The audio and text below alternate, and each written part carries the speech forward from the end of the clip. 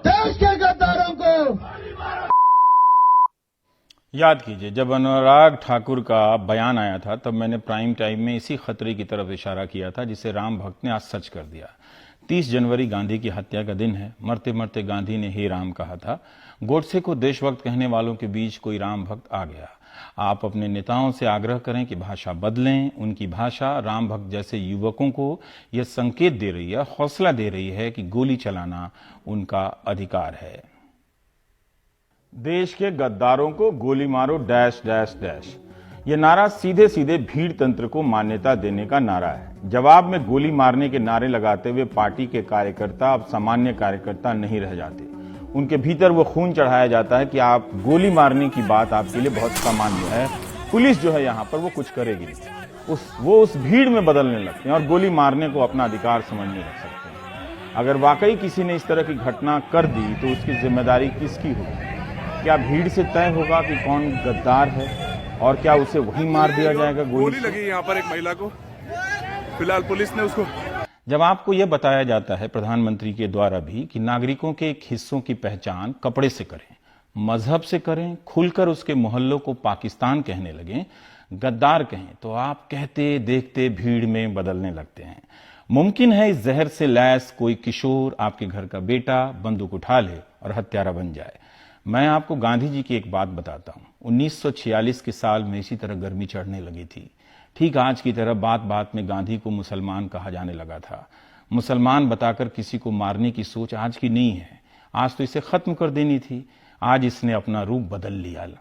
गांधी की हत्या नहीं होती उस समय, अगर उस समय पुलिस ने गंभीरता से ली होती इन सारी बातों को। आज भी जामिया में पुलिस ने गंभीरता से अगर लिया होता तो शादाब के हाथ में गोली नहीं लगती। आपको लगेगा कि मैं भाषण दे रहा हूं, दे भी रहा हूं और नहीं भी दे रहा हूं। 9 अप्रैल 1947 को बापू अपनी प्रार्थना सभा में कहते हैं कि चिट्ठियां भेजने वालों में एक आदमी लिखता है कि तुम्हें मोहम्मद गांधी क्यों ना कहा जाए, और फिर बड़ी खूबसूरत गालियां दी हैं जिन्हें यहां दोहराने की जरूरत नहीं है। गाली देने वालों का जवाब ना दिया जाए तो वह 1, 2, 3 या अधिक बार गाली देकर थक जाएगा। थक कर या तो चुप हो जाएगा या और गुस्से में आकर मार डालेगा। गुस्से में आकर गोडसे ने गांधी को मार दिया। गांधी की दूसरी आशंका सही निकली। वही सोच, वही गालियां जो पढ़ी नहीं जा सकती थीं, आज दिन भर लाखों पन्नों पर लिखी जा रही हैं। आप आसानी से समझ जाएंगे कि कौन लोग हैं, किस तरफ के लोग हैं, किन के लिए लिखी जा रही हैं। जो इन गालियों को लिख रहे हैं वो कौन है? उस वक्त बापू को इसी तरह पाकिस्तान का हमदर्द जिन्ना की औलाद कहा जाता था। 30 जनवरी को ही राम भक्त आया है 2020 में। आज फिर गांधी पर गोली चली है। आप नहीं समझेंगे क्योंकि जहर का असर अभी गहरा है। यह शादाब फारूक है, कश्मीर का छात्र है। गोली लगाने निकला, चलाने वालों को रोकने निकला तो शादाब रोकने आ गया। राम भक्त ने गोली चला दी, शादाब घायल हो गया। शादाब सुरक्षित है, इस वक्त खतरे से बाहर है, एम्स में इलाज हो रहा है। बाएं हाथ में गोली लगी थी, 2 हड्डियों के बीच गोली फंस गई। इस तस्वीर को देखिए, किसी की हथेली किसी के खून से सन गई है। आपके घरों में फैला जहर किसी के लिए वोट तो बना रहा है, मगर इन नौजवानों की हथेली को गोली से छलनी कर रहा है। जिस समय गोली चली उस समय शादाब के साथ जो उनकी एक साथी आमना थी, क्या कुछ हुआ वहां पर और कैसे आप लोग यहाँ तक लेकर आए शादाब को? जैसे ही गोली चली हम लोग सबसे पहले तो उसको होली फैमिली हॉस्पिटल लेकर के गए, लेकिन होली फैमिली के गेट से पहले ही पुलिस ने बैरिकेडिंग लगा रखी थी, तो हम लोग को जाने नहीं दिया दूसरे साइड। शादाब को बैरिकेडिंग क्रॉस करके उसके हाथ से खून बह रहा था, वो अनकॉन्शियस सा हो रहा था, फिर भी वो बैरिकेडिंग के ऊपर से फांद करके गया दूसरे साइड, और फिर पुलिस उसको होली फैमिली लेकर के गई। हम उसके 5 मिनट बाद पहुंचे वहाँ पे, हम लोग को जाने ही नहीं दे रहे थे। तो यहाँ डॉक्टर से आपकी बात हुई, कुछ बताया उन्होंने कि अब क्या? होली फैमिली में तो ये हुआ था, एक्सरे वगैरह हुआ, उसके बाद उन्होंने बोला, पुलिस अथॉरिटीज ने बोला हमको कि वो यहाँ ट्रॉमा सेंटर में शिफ्ट कर रहे हैं बिकॉज यहाँ बेटर ट्रीटमेंट होगा और सर्जरी वगैरह यहीं होगी। अभी we are waiting for the official statement, hospital का ऑफिशियल स्टेटमेंट आएगा। अभी देखने नहीं दिया गया है, क्या हालत है? नहीं, वो ओटी से बाहर आ गया है, अभी ठीक है। शायद ये बस पता चला है कि वो ओटी से बाहर आ गया है, अभी क्या चल रहा है will wait for the statement. गृह मंत्री अमित शाह ने कहा है कि गोली चलाने वालों को छोड़ा नहीं जाएगा, उसे बख्शा नहीं जाएगा। कड़ी कार्रवाई का आश्वासन आ गया है, इतना बड़ा आश्वासन आया। जेएनयू के मामले में नकाबपोश आज तक नहीं पकड़े गए। मैं जिस जहर की बात कर रहा हूं उसे सांप्रदायिकता कहते हैं। अब ये बोरिंग शब्द हो गया है। जब आप भारत के नागरिकों की तरफ इशारा करते हुए उन्हें पाकिस्तान कहें, गद्दार कहें और हर बार मुसलमान ही हो, तो आप आज मत सोचिए। जब आपके घरों से राम भक्त जैसे किशोर निकलेंगे उस दिन सोचिएगा। ये सोचिए कि इस राजनीति से आपके नौजवानों को ऐसी छवि मिल रही है। 5 साल से व्हाट्सएप यूनिवर्सिटी से फैलाए जा रहे जहर की बात कह रहा हूं। राम भक्त के पेज से एक पोस्ट मिला, ऐसे अनेक पोस्ट व्हाट्सएप यूनिवर्सिटी में घूमते मिल जाएंगे। आपको पता है 1 साल पहले इस नौजवान के पेज पर वैसी बातें दिखती हैं जिनमें झूठ और नफरत के सामान हैं। 1 साल बाद उसके पेज पर बंदूक वाली तस्वीरें दिखती हैं। कुछ महीने बाद वो गोली चला देता है। जिसका पोस्ट आपके लिए पढ़ रहा हूं वो आप इसको पढ़िए। लिख रहा है कि बात इनकलाब की है तो महासंग्राम कर देंगे, तुम्हारी आंख के सामने सुबह को शाम कर देंगे। ये हरे गमछे सफेद टोपी हमें क्या दिखाते हो, हम भगवा बांध कर निकलेंगे तो कोहराम कर देंगे। जय श्री राम, जय हिंदुत्व। राजनीति खासकर हिंदी प्रदेश के गरीब घरों के नौजवानों के दिमाग में जहर घोले बगैर भी हो सकती थी, मगर हो नहीं रही है। यह मान लिया गया है कि व्यापक समाज इस जहर को राष्ट्रवाद समझने लगा है। उसी का असर है कि आज ट्विटर पर नाथूराम गोडसे के पक्ष में भी लोग ट्रेंड कर रहे थे और इसकी हत्या राम भक्त की करतूत को सही बता रहे थे। नाथूराम गोडसे की बात करने का अधिकार और स्पेस किसके दम पर आ रहा है, आप समझ सकते हैं।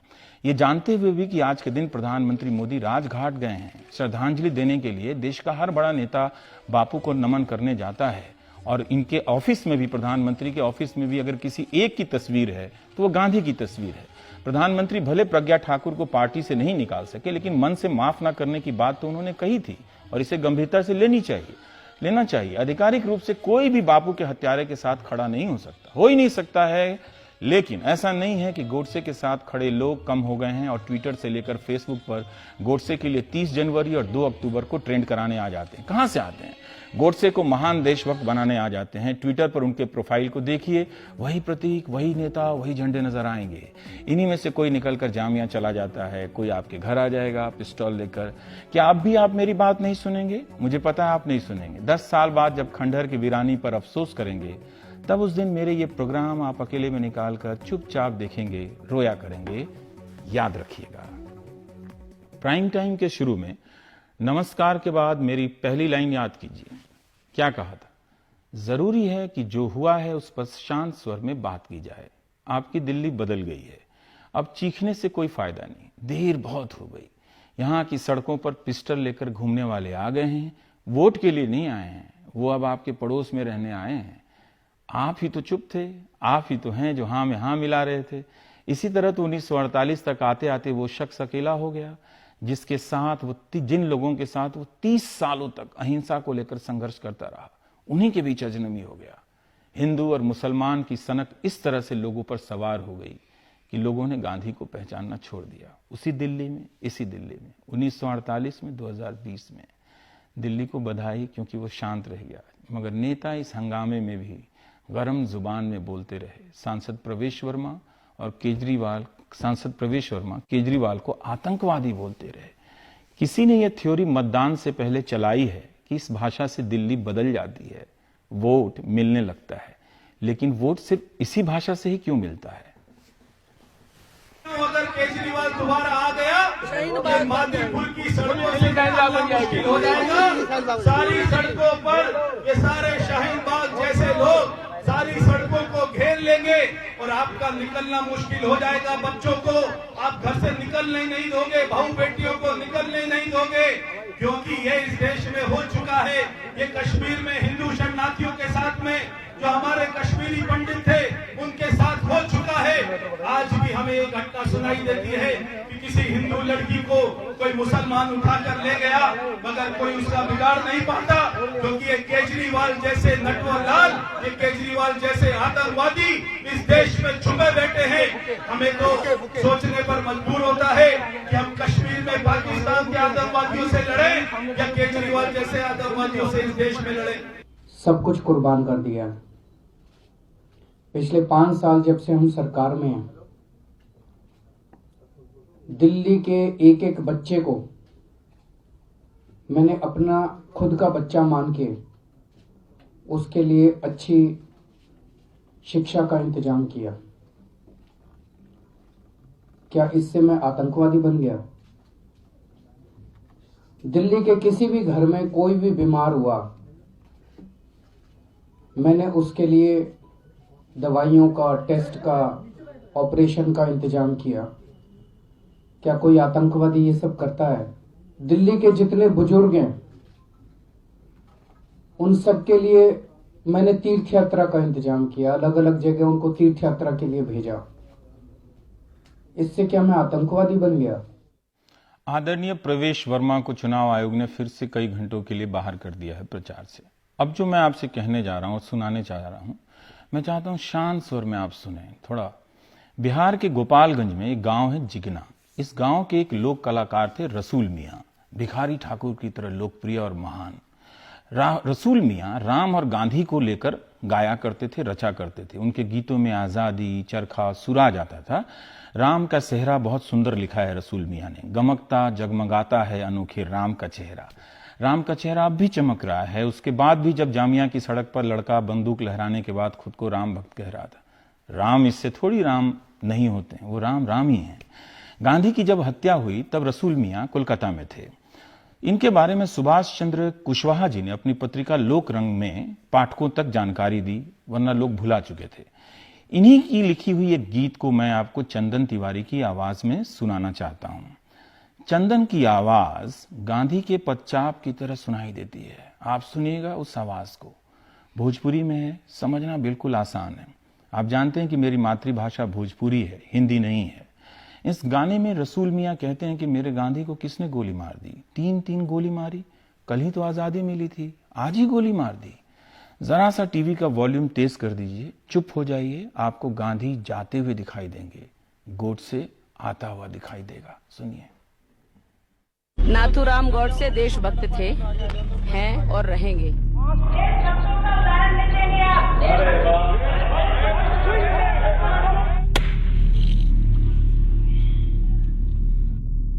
के हमरा गांधी जी के गोली मारल हो, धमाधम 3 गो। के हमरा गांधी जी के गोली मारल हो, धमाधम 3 गो। कल हुए आजादी मिला, आज चलल गोली। गांधी बाबा मारल गईले, देहाली के गली। अरे कल हुए आजादी मिला, आज चलल गोली। गांधी बाबा मारल गईले, देहाली के गली। धमाधम 3 गो। के हमरा गांधी जी के गोली मारल हो, धमाधम 3 गो। पूजा में जात रहले बिरला भवन में, दुश्मन बैठल रहा पाप लेके मन में। पूजा में जात रहले बिरला भवन में, दुश्मन बैठल रहा पाप लेके मन में। अरे गोलियां चला के बना चाहल बली, गोलियां चला के बनल चाहल बली। धमाधम 3 गो। के हमरा गांधी जी के गोली मारल हो, धमाधम 3 गो।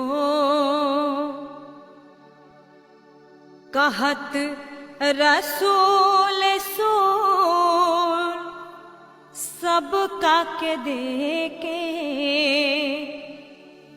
कहत रसूल सूल सबका के देके कहाँ गईले मोर अनार के कली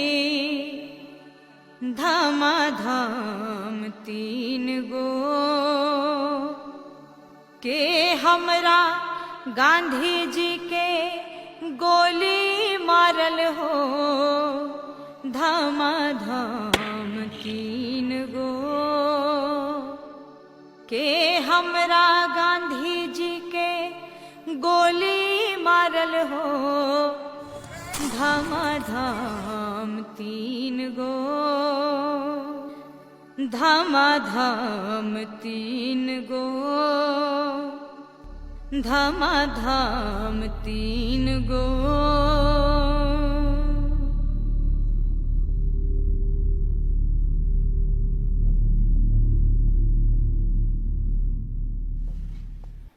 गांधी जी के रसूल मियाँ होते तो उनकी पहचान कपड़ों से की जाती, उन्हें भी मार दिया जाता। चंदन तिवारी ने जब भेजा ये गाना तो पहली बार सुनकर गला भर आया। टीवी पर देखकर